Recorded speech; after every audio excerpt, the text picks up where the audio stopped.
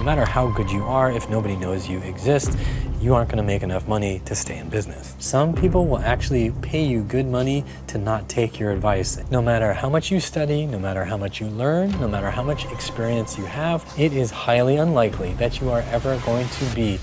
Do you ever wonder what it's like to be me inside my head? Do you ever wonder what it's like to be a functional fitness trainer, somebody who's helping other people think right, move right, and feel right? In today's video, I'm going to dive deep into what it's like to actually be a coach or a trainer helping people move better. I got an email from Ina, who is an orthopedic technician for the last 10 years in Belgium, and she's recently started considering making a career change and starting to help people move their bodies better, use exercise to get rid of aches and pains, and to just live better lives overall. And she's wondering if I can answer 3 major questions. The first is, if you had to start over, which courses would you recommend? 2, what are the positives and negatives of your job? And believe me, there's plenty of positives and negatives. And 3, what meaningful insights do you have that you would recommend for someone just starting out? So we're gonna hit all of these topics in this video. Stay tuned. If you're ready, let's get ready to think right, move right, and feel right.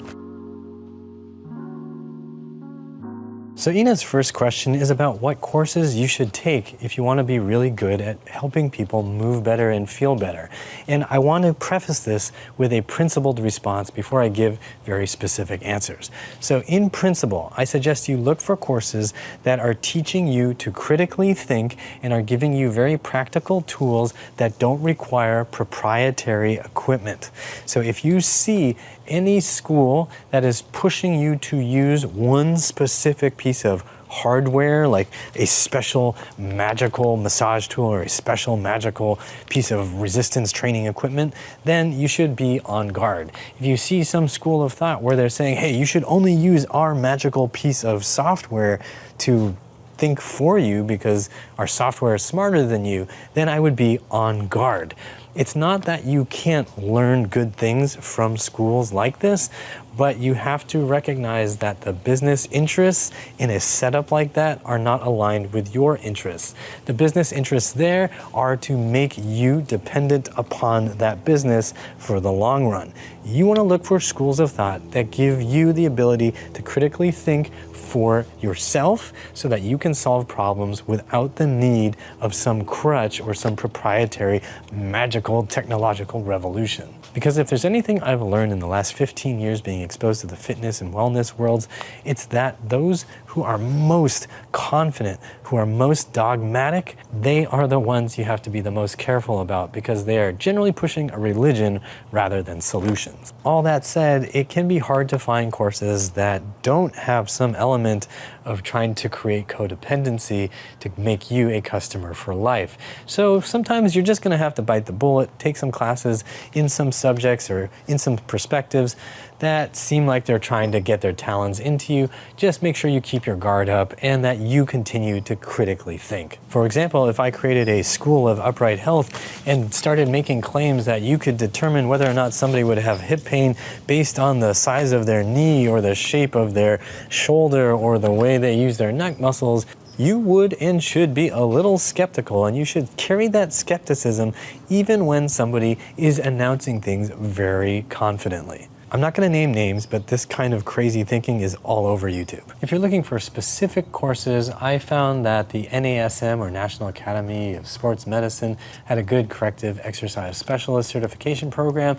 It did give me some tools and some frameworks that helped me start thinking about how I could work with different people and with different issues, and also helped me fix my own body. It wasn't a perfect system by any means, but it definitely laid a solid foundation of understanding, and there was in-person workshop components, which I think is invaluable. Invaluable, by the way, means very, very, very valuable. The orthopedic exercise specialist from ACE was also pretty good. It gave me some good ideas, but again, not a perfect system, and they can't really dive super in depth into how you're going to deal with a lot of different challenges that you encounter with clients. There are just so many variables. It's really, really hard to convey all that information to somebody in a weekend course or a 2-week course. And hey, if you're looking for a course to help you rebuild your mind and body at home, go to uprighthealth.com/BRB for the body rebuilding basics. You'll You'll get free workouts, free tutorials, and all kinds of good information for your brain so that you can get stronger and start enjoying your life again. uprighthealth.com/BRB, let's go. I think doing a course in strength and conditioning could be really useful. I personally never went to get a CSCS or SCSC, OCS. In any case, I don't personally care that much about certifications and having a lot of letters behind your name, but it's good to expose yourself to different perspectives so that you can see how they're thinking about training muscles and how you can kind of adapt that for normal people. Again, I would say just avoid getting super dogmatic, and even if an organization tells you that they have the golden answer that's been handed down from the heavens, they probably don't have the answer that applies to 100% of people that you're going to see. A competitive athlete who's doing triathlons is not going to be the same as somebody who is 60 years old and has been sedentary for the last 30 years. So you will need to learn how to adjust the different perspectives to fit the person that is in front of you. Somebody who's never touched a weight in their life is not going to be doing 1-rep maxes, or they really shouldn't be. And all those researchers who use 1-rep maxes on untrained individuals, you guys are morons. I also think taking an anatomy class that includes palpation so you really understand where muscles are and how they function is super duper helpful. Little known fact here is that medical students often get almost no training in anatomy. Muscular anatomy is just kind of a side note, maybe gets a couple days in med school. So if you are trying to help people move right and feel right, it really helps if you understand where the muscles are, how they're connected, and what they do, because the primary care physician that most people see doesn't actually know.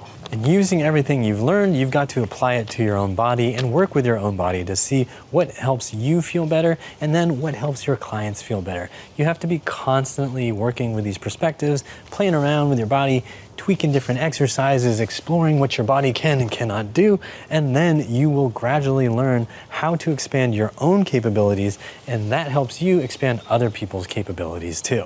Which brings me to the positives and the negatives that Ina asked about.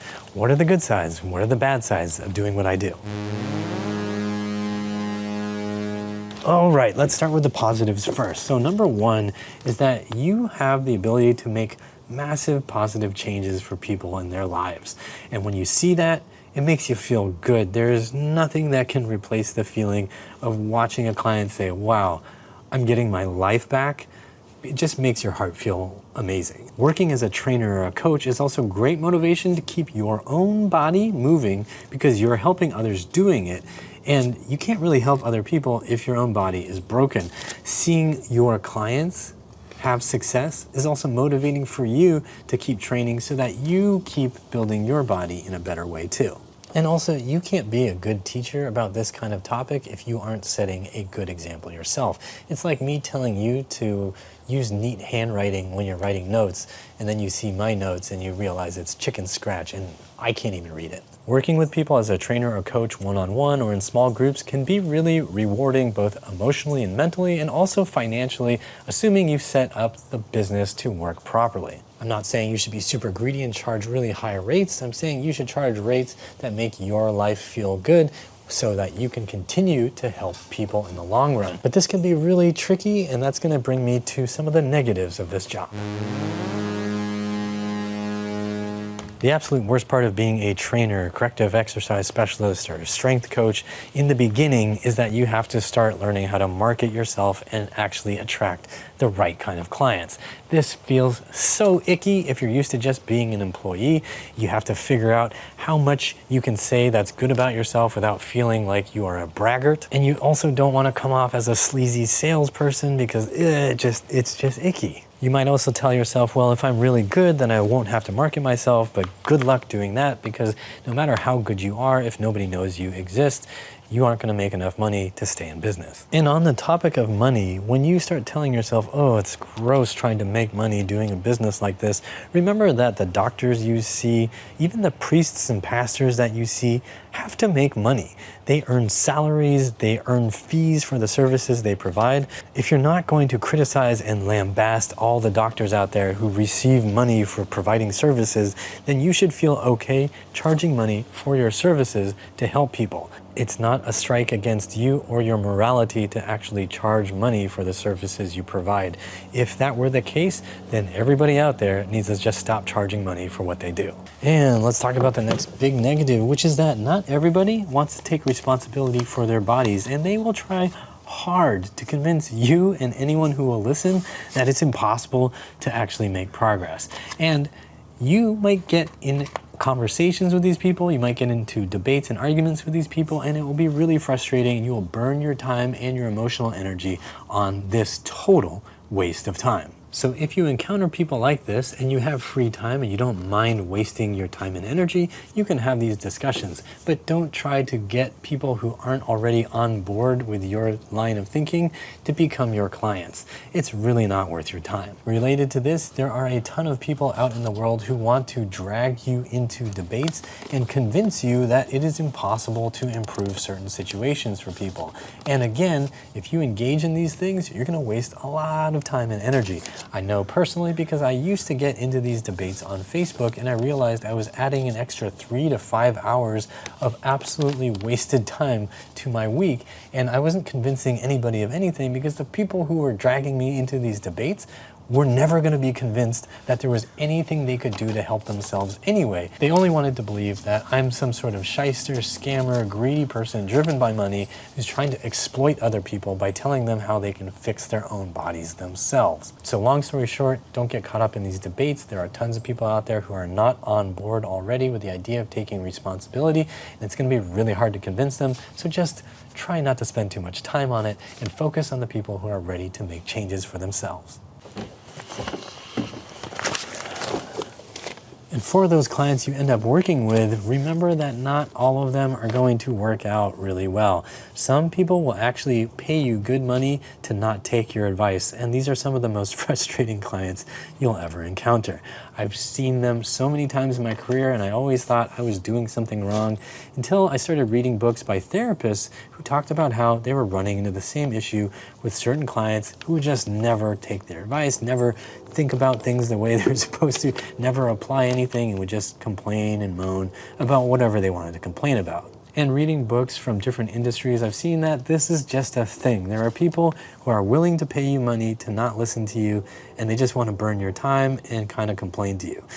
It's really annoying. I hate doing it, and that's actually why I stopped seeing clients. Ultimately, I care about the work I do, and I care about people getting results. And if I'm working with somebody who's paying me a couple $100s an hour to not do what I'm asking them to do, I'm not going to be happy making that money. It's really annoying to waste my life energy, my brain energy on somebody who's not even going to try. And finally, the less irritating negative of this job is that you can never be 100% sure about anything. So no matter what, you're never going to be able to feel what it's like to be in your client's body. What you can do is be thinking about patterns that you see. You can have hypotheses and test them with your client, but you can't ever know what it feels like to be in that body. You watching this video right now might be much taller than me. You might have a much longer athletic background than I do. You might be much more muscular. You might be much more fat. You can't know what it's like to be inside my little frame. You can't know what it's like to have the injuries I've had, and you can't know how it feels when I do certain motions. You can only see outside how I might cheat emotion, and that gives you clues, but you've got to work with me and communicate with me as your client to figure out what the next best steps are going to be.